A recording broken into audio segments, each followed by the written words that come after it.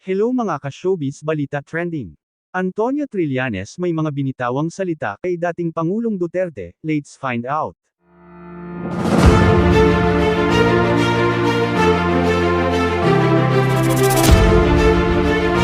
So si Trillanes ay nagsalita tungkol sa mga administrasyong Duterte. Ito ang mga binitawan niyang mga mabibigat na salita. Sinabi ni Trillanes ang lahat ng mga pinatay niya at mga pinapatay niya noong kasagsagan pa ng ipanatupad niyang Drugs on War, na tinatawag na Oplan Tukhang. Sinasabi ni na ang otek ng lahat ng mga pagpatay sa mga addict at drug lord ay si dating Pangulong Duterte.